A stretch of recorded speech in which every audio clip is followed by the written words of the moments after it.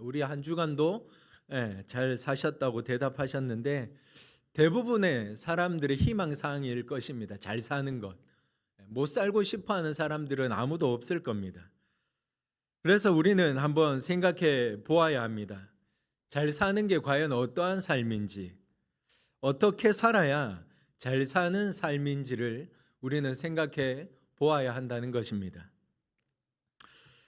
우리는 잘 산다고 이야기를 할 때에 보통 대부분 돈 많은 사람들을 보면서 저 사람 잘 산다라는 이야기를 할 때가 참 많죠. 그리고 그 사람을 보면서 부러워하기도 하고 또 저런 삶을 살고 싶은 꿈을 꾸기도 하는 그런 삶을 우리는 살아가고 있습니다. 그러나 우리들의 입에서 나오는 잘 산다라고 하는 그 말은 달라야 합니다. 하나님 은혜 안에서 사는 삶이고 하나님 말씀 따라 사는 삶이 우리는 잘 사는 삶이라고 당당하게 고백하고 선포할 수 있어야 합니다. 또 그렇게 살아내야 할 줄 믿습니다. 그런 의미에서 잘 살기 위해서 우리에게 필요한 것은 하나님의 말씀입니다. 하나님의 말씀을 반드시 들으셔야 합니다. 하나님의 말씀을 듣고 그 말씀을 내 심령 가운데 새길 때 우리가 그 뜻을 알고 어떻게 살아야 되는지를 명확하게 알기 때문에 살아낼 수 있는 것이죠. 그리고 그 말씀이 저와 여러분들의 삶의 기준이 되어야 합니다. 철저하게 그 말씀을 붙들고 함께 걸어가실 수 있기를 소망합니다. 하나님의 말씀을 그리고 우리가 받을 때에는 절대 식상하게 또 가볍게 또 쉽게 여기고 흘려들어서는 안 되는 것이죠. 여러분, 하나님의 말씀은 식상한 말씀이 아닙니다. 물론 말씀을 준비하는 목회자가 최선을 다해서 목숨을 걸고 준비해야 되는 건 가장 중요합니다. 그러나 그 말씀을 대하는, 그 말씀을 듣는 모든 성도들 역시 그 말이라는 식으로 들으면 은혜를 누릴 수 없다는 거죠. 성경의 내용이 어떤 것인지, 무엇을 강조하는지 우리는 다 알고 있지 않습니까? 이 성경에서 강조하는 것, 이 성경이 무엇을 말하는지 우리는 다 알고 있지 않습니까? 뻔한 내용이고 식상한 내용인데 왜 읽습니까? 식상하지 않기 때문이죠. 이 말씀 안에 생명이 있고 은혜가 있기 때문입니다. 어떻게 마음을 열고 하나님의 말씀을 받느냐에 따라서 달라지는 것이죠. 우리가 오늘 보고 있는 이 마태복음 전체 5장의 전체 내용을 보면 산상수훈입니다. 예수님께서 선포하신 내용이죠. 너무나도 강력한 메시지입니다. 흘려 들으라고, 가볍게 여기라고 주신 말씀이 아니라는 것이죠. 이 말씀은 예수님께서 산에서 내려오시면서 제자들을 향하여서 선포하신 말씀입니다. 그리고 그곳에 제자들만 있었던 것이 아니라 또 다른 무리들, 예수님의 말씀을 듣고자 따라다녔던 그 수많은 무리들을 향하여서 하나님의 말씀을 듣고 새로운 제자로서 거듭나기를, 하나님을 진정으로 사모하며 따라오기를 꿈꾸시면서 예수님께서 말씀을 주셨습니다. 팔복을 이야기하셨죠. 팔복을 이야기하신 이후에 오늘 말씀을 주셨습니다. 그러면서 예수님께서 우리에게 이 말씀대로 살아내라고, 이 말씀을 붙들고 살아가라고 주셨던 내용입니다. 여러분, 이 말씀은 이것을 지킴으로 인해서 하나님의 자녀가 될 수 있는 어떤 자격 조건을 말씀하신 것이 아닙니다. 우리는 이미 하나님의 백성들이기 때문에, 하나님의 자녀이기 때문에 이 말씀처럼 살아내야 한다는 것이죠. 여러분, 성경을 얼마나 많이 아느냐 중요하지 않습니다. 얼마나 많이 읽느냐 중요하지 않습니다. 많이 읽지 않아도 괜찮고요. 많이 몰라도 괜찮습니다. 한 가지를 알더라도 정확하게 하나님의 그 말씀을 붙들고 살아내고자 발버둥치는 모습이 있느냐가 중요한 것이죠. 그것을 마음속 깊이 새기셨으면 좋겠습니다. 오늘 주님께서 하나님의 자녀들, 교회가 세상을 위해서 수행해야 하는 역할을 알려주신 겁니다. 우리들에게 미션을 주셨습니다. 모두가 이 미션을 수행해야 하는데 알아야 수행할 수 있는 거죠. 모르면 수행할 수 없다는 것입니다. 하나님께서 팔복을 주셨는데, 팔복을 말씀하셨는데, 이 팔복은 한 사람의 성품을 이야기합니다. 한 세트라는 거죠. 따로따로 떨어뜨려 놓을 수 있는 말씀이 아니라 한 세트라는 겁니다. 한 사람의 성품을 이야기하고 있는 겁니다. 그리스도인이라면 품어야 하는 성품을 말씀하고 있는 것이죠. 이 중에서 내가 마음에 들고 원하는 것만 선택적으로 가질 수 있는 것이 아닙니다. 여러분, 물론 이 팔복 8가지의 마음을 품는 것이 쉽진 않죠. 어렵습니다.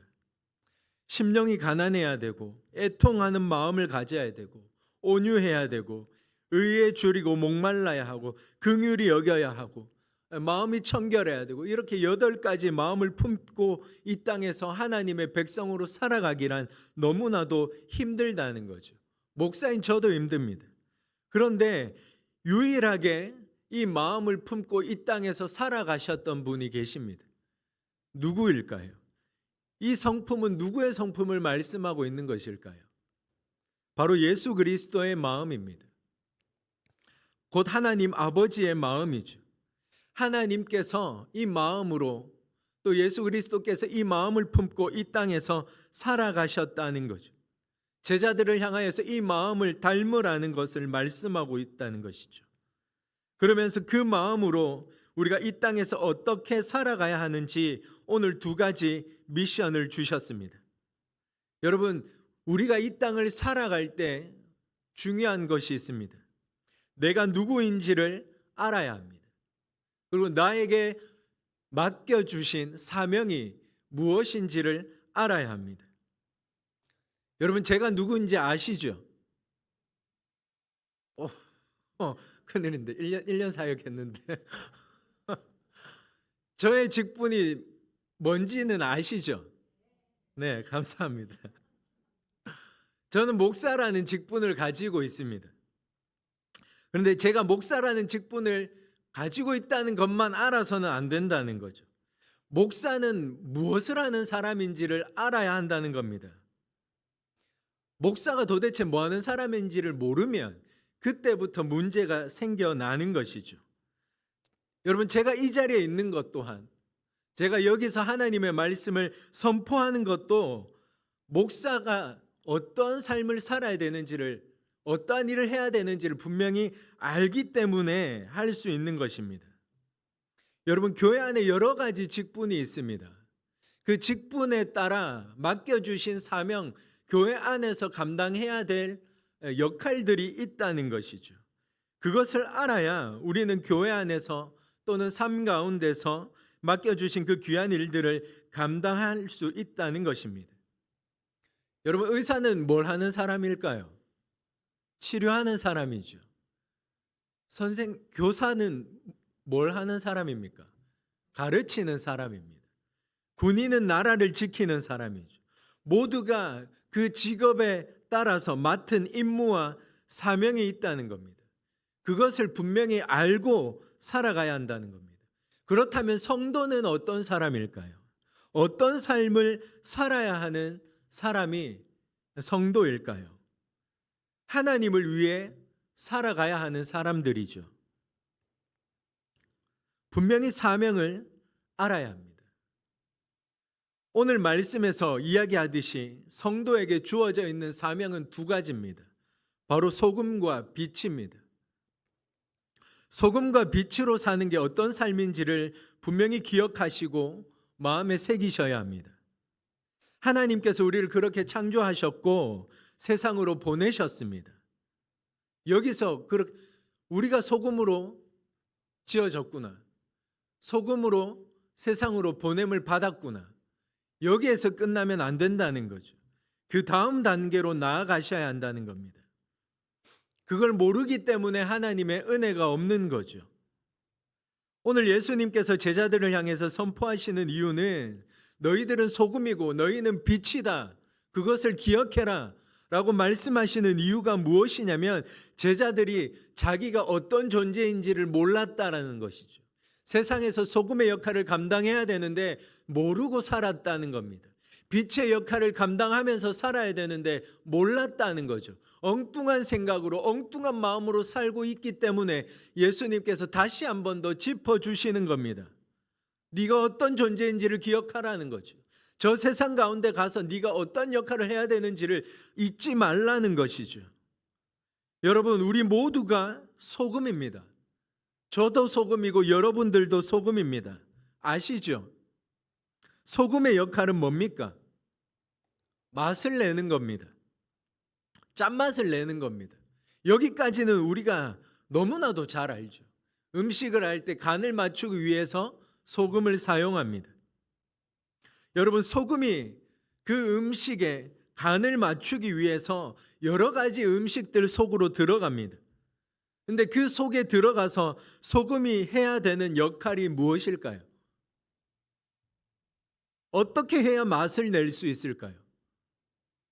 여러분, 이게 정말 중요합니다. 오늘 이것을 기억하시고 돌아가셔야 합니다. 소금은 음식에 들어가서 맛을 내야 되는데 어떻게 해야 맛을 낼 수 있냐면 철저하게 사라져야 됩니다. 소금은 그 음식 안에서 철저하게 눈 씻고 찾아볼 수 없어야 한다는 거죠. 조금의 모양도 띄고 있어서는 안 된다는 것이죠. 100%그 음식 속에서 녹아져 사라져 버려야 합니다. 모든 음식 속에 들어간 소금이 그 안에서 형태를 띠고 있다는 것을 본 사람은 없을 겁니다. 아마 보셨습니까? 잘 녹아져 사라져 있는 그 소금의 형태를 보신 분들이 있으세요? 없으실 겁니다. 여전히 살아서 자신을 뽐내고 드러내고 있는 것을 보신 분은 없다는 거죠. 그렇다면 소금은 자신의 역할을 제대로 수행하지 않았다는 겁니다. 철저하게 사라지고 맛을 내어야 소금은 소금으로서의 역할을 해낸 거죠. 여러분, 음식을 먹는 사람도 음식을 먹을 때 그 음식 안에서 소금을 찾는 사람이 있을까요? 아, 소금 어디 있지? 아, 소금 먹어야 되는데. 아, 이거 보이지도 않노. 이런 사람이 없다는 겁니다. 음식을 먹으면서 소금을 생각하는 사람은 없다는 거죠. 여러분, 예를 들어서 김치찌개를 먹으면서 야, 오늘 소금 진짜 맛있네 오늘. 이렇게 이야기하는 사람이 있을까요? 소금을 생각하지 않고 소금을 찾지 않습니다. 소금을 이야기하지 않는다고요. 그 음식의 주인공은 소금이 아니라는 거죠. 자기를 봐달라고 기를 쓰고 살아남아서 드러내지 않는다는 거죠. 여러분, 밭에 씨앗을 뿌렸습니다. 씨앗이 땅속에 심어졌죠. 그 씨앗이 죽기 싫다고, 썩어지기 싫다고 목숨 걸고 땅 밖으로 기어 올라온다면 그 씨앗은 어떻게 될까요? 말라 비틀어지겠죠. 오늘 말씀처럼 그냥 밟혀버리겠죠. 새들에게 먹히든. 씨앗이 그 씨앗으로서 자기에게 주어져 있는 사명을 감당할 수 없다는 것이죠. 직무유기인 것입니다. 여러분, 땅에 심어졌다면 그 순간부터 씨앗은 최선을 다해서 죽어져야 합니다. 그게 사명이죠. 씨앗을 뿌린 농부도 씨앗을 찾지 않습니다. 아, 씨앗이 어디 있을까? 다시 흙을 파내지 않는다고요.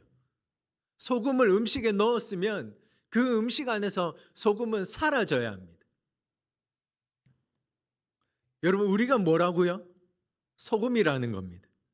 하나님께서 우리를 세상으로 보내시면서 이 소금의 역할을 감당해내기를 원하셨다는 거죠. 땅에 심겨져 있는 씨앗과 같은 역할을 잘 감당해내기를 기대하고 계시다는 겁니다. 여러분, 소금의 역할이 무엇인지를 기억해내십시오. 조금 전에 말씀드렸던 것처럼 사라져야 합니다. 나를 드러내지 않습니다. 그러면 우리는 세상 속에서 나에게 주어져 있는 그 삶의 자리에서 열매를 맺기만 하면 되는 거죠. 나를 통해서 하나님의 열매만 맺어지면 되는 겁니다. 맛만 내면 된다고요. 그런데 우리는 어떻습니까? 우리의 삶을 한번 돌아보십시오. 정말 내가 길을 쓰고 죽기를 원하는지 아니면 길을 쓰고 살아남기를 원하는지 한번 돌아보셨으면 좋겠습니다. 우리는 녹아지는 걸 싫어합니다. 오히려 나를 드러내려 하죠. 내가 칭찬받기를 원하고 내가 인정받기를 원하고 그런 생각을 가질 때가 참 많다는 겁니다. 여러분, 제가 했습니다. 저 이렇게 열심히 했습니다. 저 이렇게 많은 걸 해냈어요. 청소 안 하다가 성도님들이 있을 때만 청소하고 뭔가 칭찬, 목사님 열심히 하시네. 성도님들이 있을 때만 기도하고 성도님들이 있을 때만 뭔가 열심히 섬기는, 저만 그런 게 아니라 우리 모두의 삶을 돌아보자는 겁니다. 누군가에게 인정받고 싶어하는 그 마음이 더 크게 올라올 때가 참 많다는 거죠. 이후에 6장 3절 4절에도 보면 제가 말씀 읽어드리겠습니다. 너는 구제할 때에 오른손이 하는 것을 왼손이 모르게 하라고 말씀합니다. 분명히 기록하고 계십니다. 네 구제함을 은밀하게 하라. 은밀한 중에 보시는 너의 아버지께서 갚아주실 것이라고 성경은 분명히 말씀하고 계시다는 거죠. 아무도 모르게 하라는 겁니다. 이것이 소금의 역할인 것입니다. 내가 보이면 안 돼요. 나는 철저하게 사라져야 돼요. 아무도 나를 찾지 않아야 돼요. 근데 우리는 반대로 나를 알리고 있다는 거죠. 선물하고 헌물하고 배려하고 온갖 모든 것을 다 섬기는 척, 헌신하는 척 하지만 내가 드러나기를 원한다는 거죠.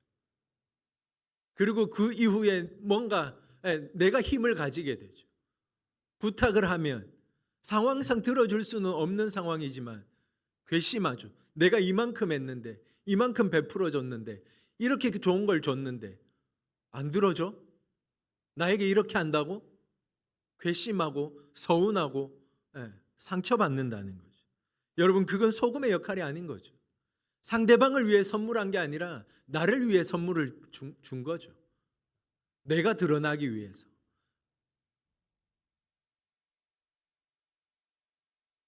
상대방이 기뻐하고 만족한다면 그걸로 내 역할은 다 한 겁니다. 여러분, 소금의 역할은 그냥 주고 사라지는 거예요. 그냥 헌신하고 사라지면 돼요. 섬기고 봉사하고 돕고 양보하고 사라지면 돼요. 그게 우리의 역할이라고요. 근데 우리는 자꾸 반대로 살려고 한다는 거죠. 내 자존심도 욕심도 정욕도 어떤 것이든 내가 심은 것에 대해서 철저하게 내 존재가 사라지기를 힘쓰십시오. 6장 4절에도 분명히 말씀하는 걸 우리가 들었습니다. 은밀한 중에 보시는 너의 아버지께서 갚으시리라. 아버지께서 갚아주신다는 거죠. 아버지께서 나의 마음을 알고 아버지께서 나의 헌신을 알고 나의 섬김과 봉사와 모든 것들을 아신다는 겁니다. 여러분, 또 우리는 빛이라고 말씀하고 있습니다. 우리들의 삶의 자리에서 빛과 같이 빛에게 주어져 있는 그 사명대로 살아가야 합니다. 조금 전에 우리가 소금의 역할을 보았던 것처럼 이번에는 빛의 역할을 기억하셔야 합니다. 여러분, 우리가 빛이라는 건 머리로는 또 다 알고 있습니다. 내가 빛으로 이 세상 가운데 보냄을 받았다는 것 또한 알고 있다는 거죠. 그러나 그 빛의 역할을 잊어버리고 산다는 겁니다. 여러분, 빛의 역할이 뭘까요? 비추는 거죠. 다른 게 없습니다. 그냥 환하게 비추는 겁니다. 빛인 우리가 가는 곳마다 비춰져야 한다는 거죠. 여러분, 정전이 되었을 때 가장 필요한 게 뭘까요? 손전등이죠. 어두운 곳에서도 너무나도 유용하게 쓰여지죠. 빛을 비출 때, 그 깜깜한 어둠 속에서 손전등을 비출 때 여러분 어디를 비춥니까? 자신을 비춥니까? 아니면 반대로 비춥니까? 보이지 않는 곳을 비추죠. 내가 가야 될 길을 비춥니다. 어둠 속에서 감춰져서 보이지 않는 것을 찾을 때 그곳을 비추는 것이죠. 여러분, 빛의 역할은 이거라는 거예요. 빛을 자신에게 비추는 사람은 없습니다. 그 빛을 나에게 비추고 내 눈에 비추면 어떻게 됩니까? 오히려 보지 못하죠. 그런 어리석은 행동을 하는 사람은 없습니다. 우리가 가는 곳마다 비추어서 무언가를 드러내게 해야 된다는 거죠. 우리가 무엇을 비추어서 무엇을 드러나게 해야 될까요? 우리가 세상 가운데서 우리가 가는 곳곳마다 어두워져 있는 그곳을 비추어야 되는데 중요한 건 무엇이 드러나야 할까요? 바로 하나님이라는 겁니다. 하나님이 드러나고 하나님의 나라가 드러나야 한다는 것이죠. 내 삶을 통해서 수많은 사람들이 하나님을 보게 하는 그것이 빛의 역할이라는 거죠. 앞에 소금의 이야기와 같은 거죠. 나를 비추고 나를 드러내고 나를 자랑하고 내가 얼마나 대단한 사람인지 내가 인정받기 위해서 나에게 집중시키기 위해서 이 빛을 사용하는 것이 아닙니다. 여러분, 지금까지 우리의 삶을 한번 생각해 보실 때 내 삶은 하나님을 드러나게 하는 삶이었는지 나를 드러나게 하는 삶이었는지를 한번 점검해 보십시오. 어두움의 그늘에서 어디를 가야 될지를 몰라서 이리저리 막 갈팡질팡하며 방황하며 부딪히고 넘어져서 절망 가운데, 좌절 가운데, 눈물 가운데 정말 신음하고 있는 그 사람들, 죽음을 향해서 달려가고 있는 그 안타까운 사람들을 향해서 우리는 빛을 비추어서 그들이 걸어가야 될 방향을 보게 해야 된다는 거죠. 그들이 제대로 눈을 떠서 하나님을 보게 하고 하나님의 나라를 보게 함으로써 그 나라를 향하여서 우리가 함께 믿음의 경주를 달려갈 수 있도록 비추어 주는 것이 빛으로서의 우리의 역할이라는 것입니다. 여러분, 소금과 빛으로 보냄을 받았는데 그에 합당한 역할을 잘 수행하며 지내고 있는지를 보셔야 됩니다. 아무리 예수가 우리의 구원자라고 선포하고 예수 믿어야 구원받는다고 전해도 물론 너무나도 중요한 역할이지 않습니까? 복음을 전하는 것, 복음이 무엇인지, 예수님이 이 땅에 왜 오셨는지 선포하고 전하고 가르치는 것 굉장히 중요합니다. 그러나 수백 번 수천 번 그 말을 선포한다 할지라도 우리가 소금으로서 빛으로서의 역할을 감당해내지 못한다면, 내 삶을 통해서 그러한 은혜의 열매가 맺어지지 않고 있다면 그 선포는 소용이 없다는 것입니다. 여러분, 하나님께서 일을 안 하셔서 열매가 안 맺히는 것이 아닙니다. 농부는 씨앗을 심고 나서 정말 열심히 일합니다. 이 씨앗이 어떻게든 좋고 건강한 열매를 내게 하기 위해서 자신이 할 수 있는 최선의 방법으로 섬기고 일을 합니다. 수고합니다. 여러분, 하나님은 우리의 삶 가운데 어떻게든 귀한 열매가 맺힐 수 있도록 하나님은 지금도 일하고 계시고 우리에게 말씀을 들려주고 계시고 우리와 함께하고 계시다는 것입니다. 누가 감히 하나님의 잘못이라고 말할 수 있겠습니까? 열매가 안 맺히는 것, 내 삶을 통해서 수많은 사람들이 하나님을 보지 못하고 있다는 것, 오히려 나를 주목하고 있다는 것, 그것이 열매를 맺지 못하는 이유입니다. 우리가 읽진 않았지만 16절 말씀에 제가 말씀을 읽어드리겠습니다.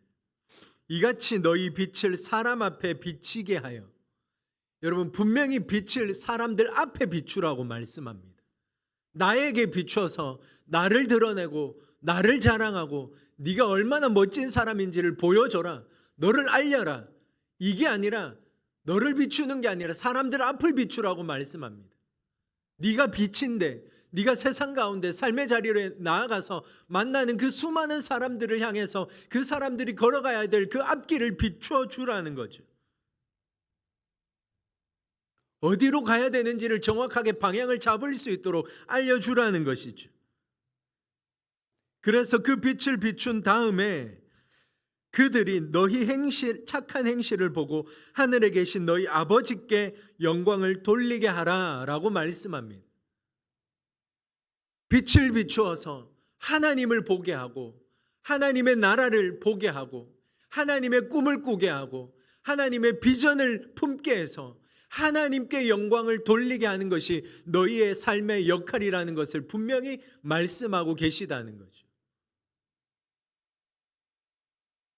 내가 주인공이 아니라는 겁니다. 성경은 너를 비추어라. 빛은 너를 비추는 게 역할이다. 말씀하지 않고 있다는 거죠. 여러분, 누구를 보게 하라는 겁니까? 하나님을 보게 하라는 거죠. 그게 빛의 역할이라는 겁니다. 그게 저와 여러분들이 맡은 사명이라는 것입니다. 여러분, 삶의 자리에서 철저하게 사라지십시오. 내가 어떤 봉사를 하든 어떤 섬김을 하든 어떤 좋은 선물을 줬든 이 사람에게 어떤 좋은 배려를 했든 얼마나 마음을 넓게 귀하게 사용했든 준 걸로 끝을 내시고 그 받은 상대방이 기뻐한다면 그 상대방이 하나님을 볼 수만 있다면 그 하나님으로 인하여서 구원의 기쁨을 누릴 수만 있다면 여러분 철저하게 녹아지십시오. 온데간데 없이 사람들이 우리를 찾지 않아도 이 사람 어디 갔지? 이 사람 나한테 선물 준 이 귀한 사람 어디 갔지? 이게 아니라 이 귀한 사람들을 붙여주신 분이 하나님이시구나. 내 삶의 은혜를 베풀어 주신 것이 하나님이구나. 나에게 생명을 주시고 꿈을 주시고 비전을 주시고 귀하게 살아갈 수 있는 힘을 주시는 것이 하나님이시구나. 하나님을 보게 하고 하나님을 따라 살아가게 하는 것이 우리의 역할입니다. 그래서 철저하게 녹아지십시오. 안 알아줘도 괜찮습니다. 좀 서운할 수는 있죠. 그냥 하나님께 맡기십시오. 하나님이 책임져 주신다고 분명히 말씀하고 있어요. 하나님이 더 좋은 걸로 더 크고 귀한 은혜들로 우리의 삶을 책임져 주실 것을 분명히 약속하셨어요. 사람에게 크고 작은 선물, 칭찬 좋죠. 때로는 좋죠. 그러나 우리는 거기에 목숨 걸고 거기에 마음을 두는 것이 아니라 하나님이 주시는 귀한 은혜의 열매들에 목숨을 거시고 마음을 두시고 우리가 함께 그 하나님의 나라를 향하여서 달려가는 빛과 소금의 역할을 잘 감당해낼 수 있는 하나님의 백성들이 될 수 있기를 주님의 이름으로 축복합니다.